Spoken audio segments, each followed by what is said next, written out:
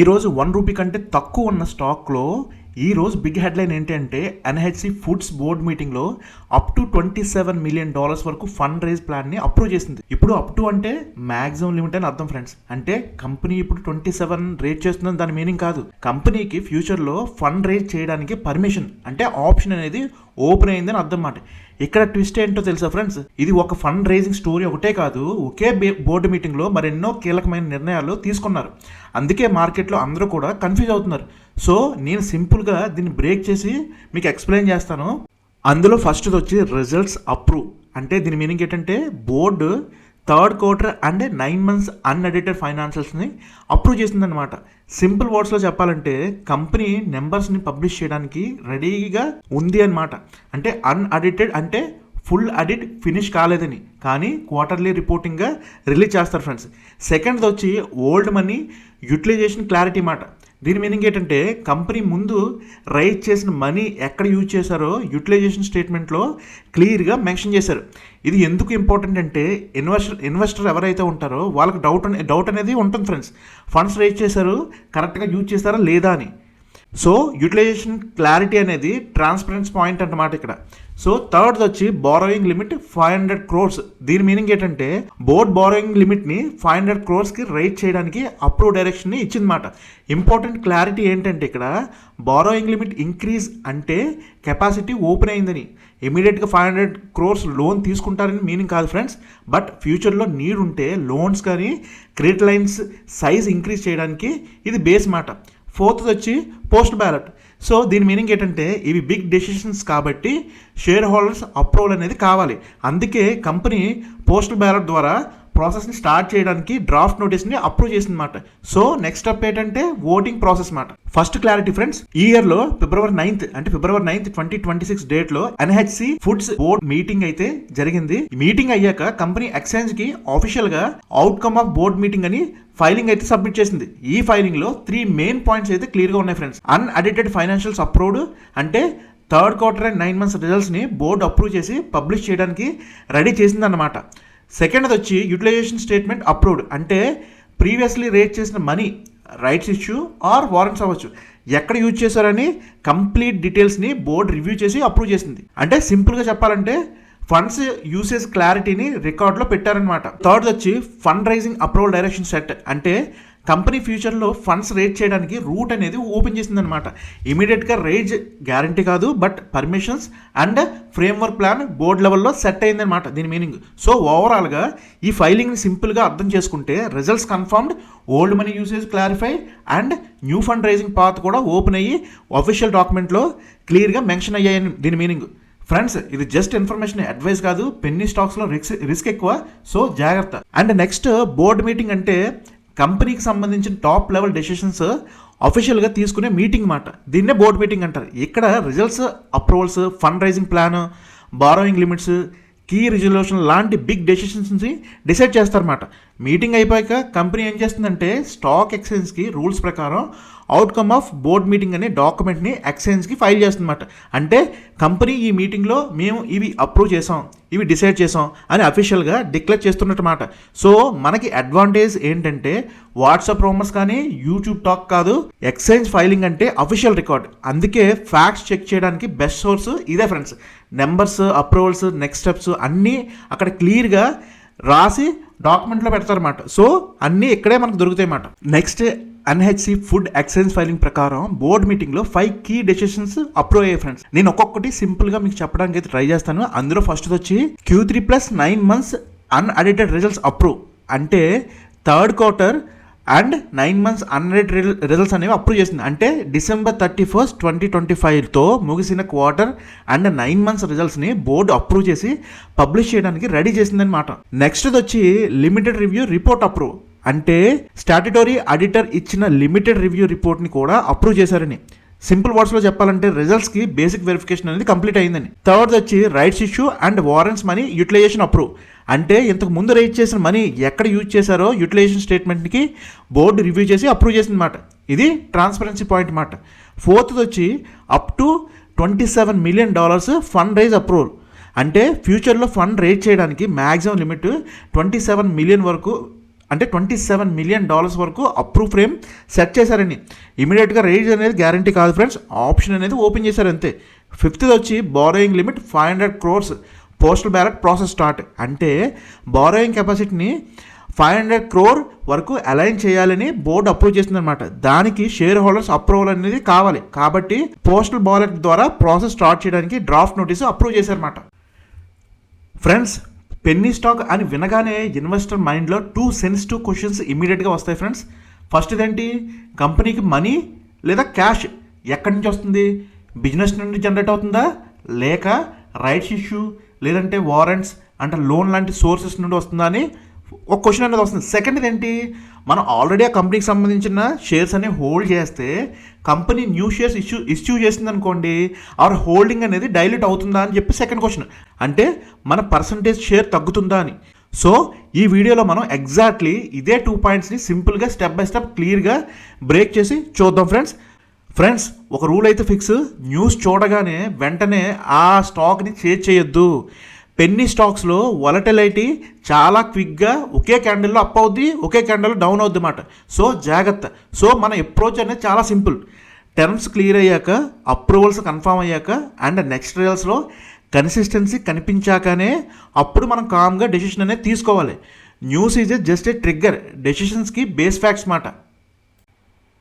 Friends, first word ఏంటి, unaudited అంటే full year audit ఇంకా కంప్లీట్ కాలేదని దాని అర్థం అన్నమాట. అంటే ఆడిటర్ ఫైనల్ స్టాంప్ పెట్టే స్టేజ్కి ఇంకా చాలా టైం ఉందని. కానీ కంపెనీ క్వార్టర్లీ రిజల్ట్స్ ఎవ్రీ క్వార్టర్కి ఎక్స్చేంజ్కి పబ్లిష్ చేయాలి. సో ఆడిట్ కంప్లీట్ అయినా కాకపోయినా కంపెనీ క్వార్టర్ నెంబర్స్ని డిక్లేర్ చేస్తుంది. దాన్నే అన్అడిటెడ్ ఫైనాన్షియల్ రిజల్ట్స్ అంటారు. Second word friends, limited review. ఇది స్టాట్యూటరీ ఆడిటర్ చేసే క్విక్ వెరిఫికేషన్ లాంటిది అన్నమాట. ఫుల్ ఆడిట్ అంటే deep checking, detailed verification, full year level scrutiny. కానీ లిమిటెడ్ రివ్యూ అంత డీప్ కాదు ఫ్రెండ్స్, అయినా కూడా బేసిక్ లెవెల్ చెక్స్ అనేవి ఉంటాయి ఫ్రెండ్స్. నెంబర్స్ కన్సిస్టెన్సీగా ఉన్నాయా, మేజర్ మిస్ మ్యాచ్ ఏదైనా ఉందా, ఇంపార్టెంట్ డిస్క్లోజర్స్ అయితే ప్రాపర్గా మెన్షన్ చేశారా అనేది ఇవన్నీ చెక్ చేస్తారు. సింపుల్గా చెప్పాలంటే ఫుల్ ఆడిట్ అంటే ఆ టీచర్ ఫుల్ పేపర్ కరెక్ట్ చేసి మార్క్స్ ఇవ్వడం లాంటిది మాట. లిమిటెడ్ రివ్యూ అంటే టీచర్ అనేది క్విక్గా ఓవరాల్గా చెక్ చేసి ఓకే అని బేసిక్ చెక్ చేయడం లాంటిది మాట. సో దీని మీనింగ్ ఏంటంటే రిజల్ట్స్ పబ్లిష్ చేయడానికి బేసిక్ వెరిఫికేషన్ అనేది కంప్లీట్ అయిందని ఒక సిగ్నల్ మాట. ఓకే ఫ్రెండ్స్, ఇప్పుడు రెవెన్యూ నెంబర్స్ని సూపర్ సింపుల్గా చూద్దాం.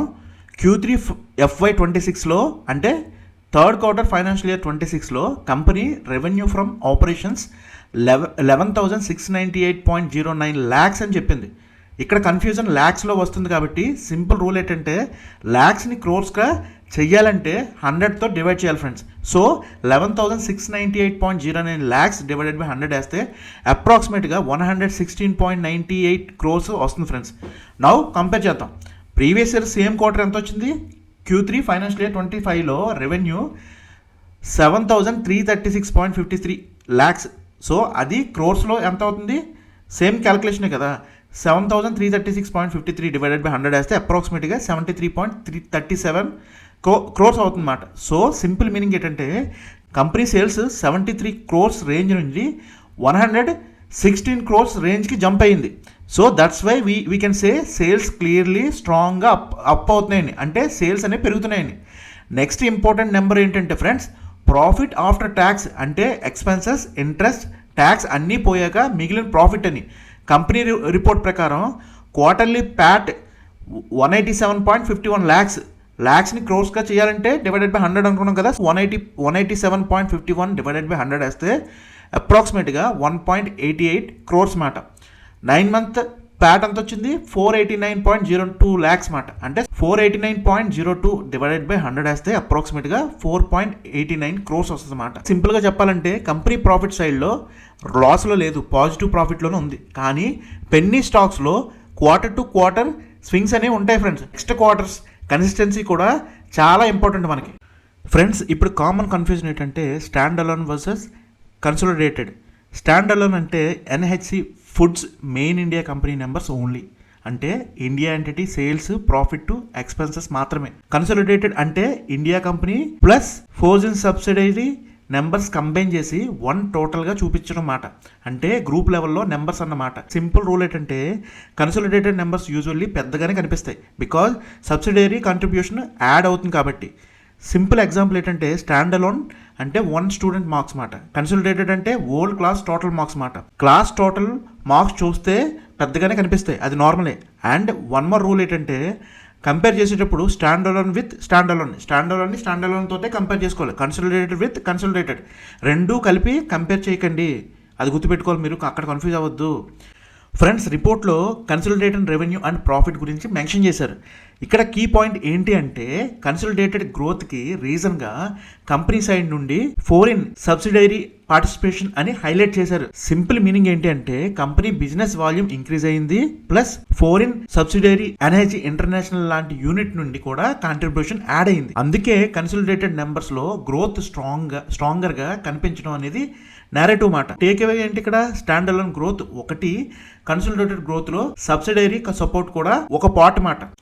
ఫ్రెండ్స్, రిజల్ట్ సైడ్ లో 2 పాజిటివ్స్ క్లియర్ గా కనిపిస్తున్నాయి, sales up and profit positive. కానీ పెన్నీ స్టాక్స్ లో ఒక క్వార్టర్ చూసి సూపర్ అని కన్క్లూజన్ తీసుకోవడం కరెక్ట్ కాదు friends, because quarter to quarter swing fast గానే ఉంటుంది. రియల్ టెస్ట్ ఏంటి అంటే నెక్స్ట్ 2 క్వార్టర్స్ కూడా sales and profit trend continue అయితే అప్పుడు మనం చెప్పొచ్చు స్టోరీ స్టేబుల్గా బిల్డ్ అవుతుందని. కన్సిస్టెన్సీ ఉంటేనే ట్రెండ్ స్ట్రాంగ్ ఫ్రెండ్స్, అది గుర్తుపెట్టుకోవాలి. కంపెనీ ముందు ఆల్రెడీ ఫండ్స్ రేట్ చేసింది.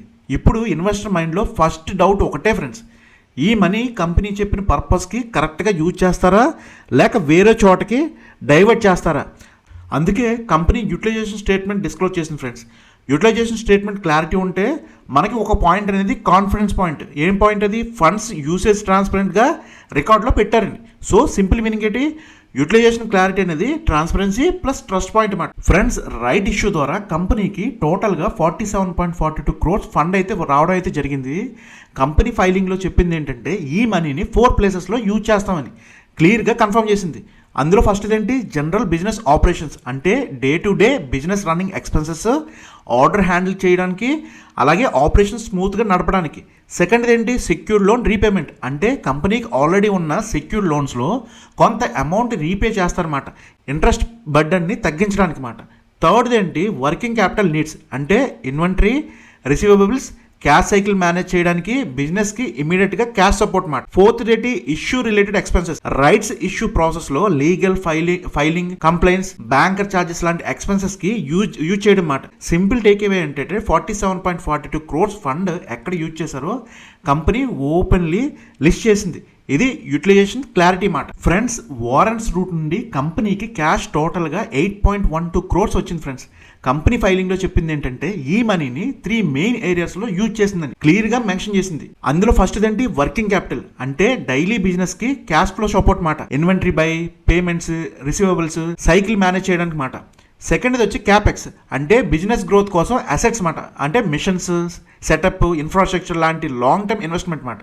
థర్డ్ వచ్చి జనరల్ కార్పొరేట్ కాస్ట్ అంటే offices, admin expenses, complaints, professional fees, general company level running cost మాట. సో సింపుల్ మీనింగ్ ఏంటంటే వారెంట్స్ మనీ ఎక్కడ యూజ్ చేశారో company openly this is transparency point మాట, గుర్తుపెట్టుకోవాలి.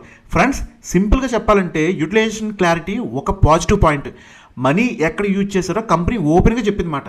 కానీ ఇక్కడ రియల్ క్వశ్చన్ అనేది స్టార్ట్ అవుతుంది. ఓల్డ్ మనీ యూజ్ అయిపోయింది కదా, మరి ఫ్రెష్ మనీ ఎందుకు కావాలని చెప్పి. అది గ్రోత్ ప్లాన్ కోసమా, వర్కింగ్ క్యాపిటల్ కోసమా, డెప్ట్ రీపే కోసమా?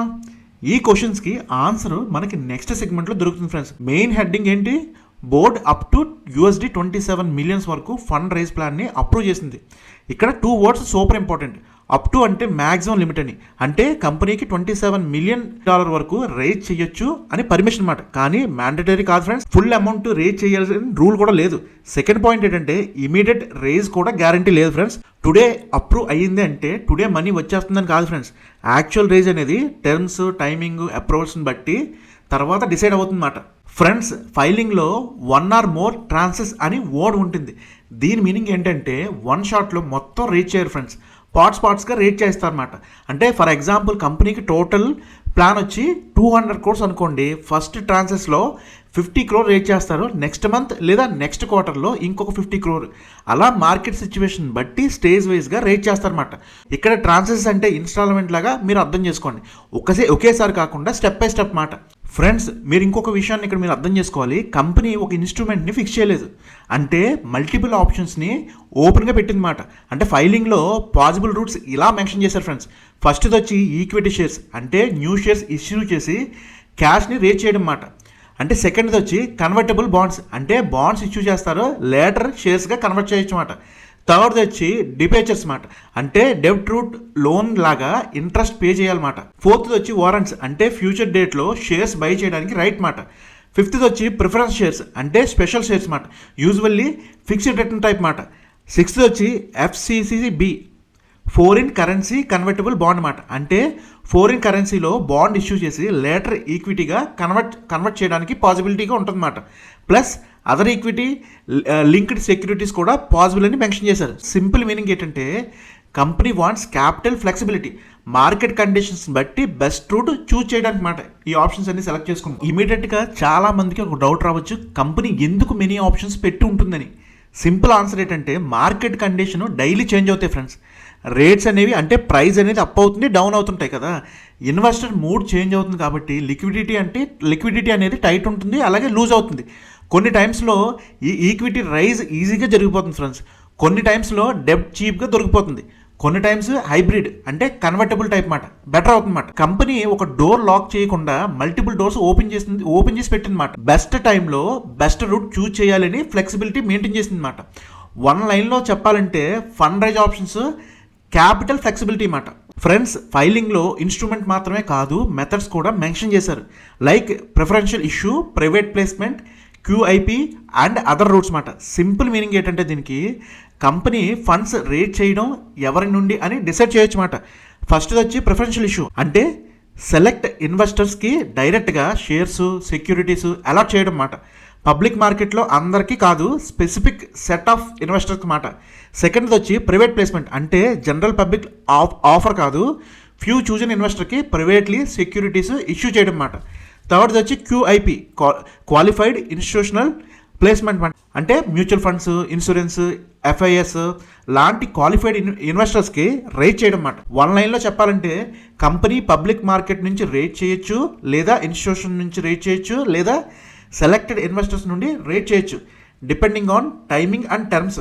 దట్స్ వై ఫైలింగ్లో మల్టిపుల్ మెథడ్స్ మెన్షన్ చేశారు ఫ్రెండ్స్. ఇప్పుడు మోస్ట్ ఇంపార్టెంట్ వర్డ్ ఏంటంటే డైల్యూషన్. డైల్యూషన్ అంటే సింపుల్గా చెప్పాలంటే కంపెనీ న్యూ షేర్స్ ఇష్యూ చేస్తే మీ షేర్స్ పర్సంటేజ్ తగ్గుతుంది. అంటే ఫర్ ఎగ్జాంపుల్ టాయ్ చూసుకున్నాం అనుకోండి, సపోజ్ కంపెనీ టోటల్ 100 షేర్స్ ఉన్నాయనుకోండి, మీరు 10 షేర్స్ హోల్డ్ చేస్తున్నారు. ఎర్లియర్ మీ ఓనర్షిప్ ఎంత, 10 out of 100, 10%. ఇప్పుడు కంపెనీ ఫ్రెష్ ఫండ్స్ కోసం న్యూ 50 షేర్స్ ఇష్యూ చేసింది అనుకోండి, అప్పుడు టోటల్ షేర్స్ ఎంత అవుతాయి, ప్రీవియస్గా 100 ఉన్నాయి ప్లస్ 50, 150 అవుతాయి. అప్పుడు మీరు స్టిల్ 10 షేర్స్ అనేవి హోల్డ్ చేస్తున్నారు, కానీ టోటల్ 150 కాబట్టి మీ ఓనర్షిప్ ఇప్పుడు 10 out of 150, 6.7% అప్రాక్సిమేట్గా.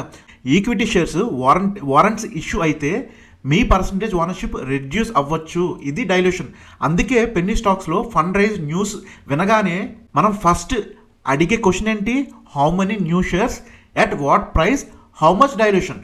Friends, company debit route choose చేస్తే యూజువల్లీ డైల్యూషన్ తక్కువ అవ్వచ్చు, బికాజ్ న్యూ షేర్స్ ఇష్యూ చేయకుండా లోన్ లాగా మనీ రేట్ చేస్తారు. కానీ డెబిట్ అంటే సింపుల్గా 2 రెస్పాన్సిబిలిటీస్ యాడ్ అవుతాయి. అందులో ఫస్ట్ ఏంటి, ఇంట్రెస్ట్, రెగ్యులర్గా ఇంట్రెస్ట్ పే చేయాలి. సెకండ్ది రీపేమెంట్ షెడ్యూల్, టైంకి ప్రిన్సిపల్ రీపే చేయాలి. సో ఈక్విటీ రూట్లో రిస్క్ ఏంటంటే డైల్యూషన్ రిస్క్, డెబిట్ రూట్లో రిస్క్ ఏంటి, interest plus repayment pressure. Meaning risk పోతుంది అని కాదు ఫ్రెండ్స్, ఇక్కడ రిస్క్ టైప్ అనేది షిఫ్ట్ అవుతుంది. ఫ్రెండ్స్, మీరు గుర్తుపెట్టుకోవాల్సింది ఏంటంటే బోర్డ్ బారోయింగ్ లిమిట్ని 500 crores ఇంక్రీజ్ చేయడానికి అప్రూవల్ డైరెక్షన్ ఇచ్చిందన్నమాట. ఇక్కడ క్లారిటీ ఒకటే ఫ్రెండ్స్, బారోయింగ్ లిమిట్ ఇంక్రీజ్ అంటే కంపెనీకి కెపాసిటీ ఓపెన్ అయిందని. సింపుల్గా చెప్పాలంటే ఏటీఎం కార్డులో లిమిట్ 50,000 ఉంటే బ్యాంక్ లిమిట్ని 2 lakhs చేసింది అనుకోండి, అది మీరు ఇమీడియట్గా 2 lakhs విత్డ్రా చేస్తారని కాదు, కానీ నీడ్ ఉంటే విత్డ్రా చేయడానికి రూమ్ క్రియేట్ చేసిందని. సేమ్ వే 500 crores లిమిట్ అంటే మ్యాక్సిమం బారోయింగ్ కెపాసిటీ.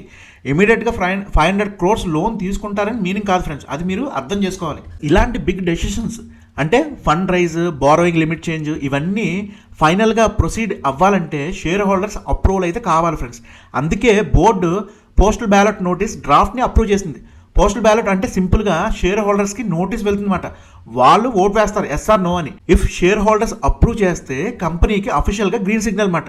తర్వాత నెక్స్ట్ స్టెప్ ఏంటి, టర్మ్స్ ఫైనలైజ్ చేసి ఎగ్జిక్యూషన్ స్టార్ట్ చేయడం అన్నమాట. సో మీరు ఇక్కడ గుర్తుపెట్టుకోవాల్సింది ఏంటంటే బోర్డ్ అప్రూవల్ అనేది ప్లాన్ సెట్ చేయడం అన్నమాట. షేర్ హోల్డర్ అప్రూవల్ అంటే permissions to execute. Friends, quick price snapshot అంటే ఈ stock February 10th closing report ప్రకారం స్టాక్ ప్రైస్ అరౌండ్ 0.79 అంటే 1 రూపీ కన్నా తక్కువే.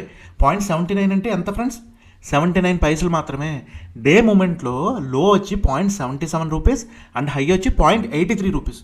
అంటే 0.83 రూపీస్ అంటే 83 పైసలు మాట. ఆ రేంజ్లోనే ట్రేడ్ అవ్వడం అయితే జరిగింది. అలాగే 52 వీక్స్ పిక్చర్ చూస్తే స్టాక్ అనేది 0.70 అంటే 70 పైస్ రేంజ్లో లో టచ్ చేసింది ఫ్రెండ్స్.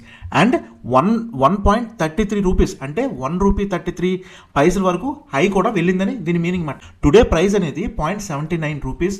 అలాగే డే రేంజ్ వచ్చి 0.77 టు 0.83. ఫ్రెండ్స్, క్విక్గా రీక్యాప్ చేస్తే సేల్స్ పెరిగాయి, ప్రాఫిట్ అనేది పాజిటివ్గా ఉంది. ఓల్డ్ ఫండ్స్ యూటిలైజేషన్ క్లారిటీ అయితే ఇవ్వడం జరిగింది. వాళ్ళు ఫ్యూచర్ ప్లాన్గా అప్ టు $27 మిలియన్ ఫండ్ అయితే రేజ్ అప్రూవల్ అయితే ఫ్రేమ్ సెట్ చేశారు. బారోయింగ్ లిమిట్ కూడా 500 crores కెపాసిటీకి ఓపెన్ చేశారు. ఇప్పుడు నెక్స్ట్ స్టెప్ ఏంటంటే షేర్ హోల్డర్స్ ఓట్ పెండింగ్ మాట. సో నౌ కమెంట్లో ఒక్క వర్డ్ చెప్పండి ఫ్రెండ్స్, మీకు బిగ్గెస్ట్ రిస్క్ ఏదనిపిస్తుంది, డైల్యూషనా లేదా డెబిటా? కమెంట్లో డైల్యూషన్ అయితే డైల్యూషన్ అని టైప్ చేయండి, లేదంటే డెబిట్ అయితే డెబిట్ అని కమెంట్ చేయండి ఫ్రెండ్స్. మీకు ఈ వీడియో నచ్చినట్లయితే లైక్ చేయండి, షేర్ చేయండి. మళ్ళీ వచ్చే వీడియోలో కలుద్దాం. All the best friends.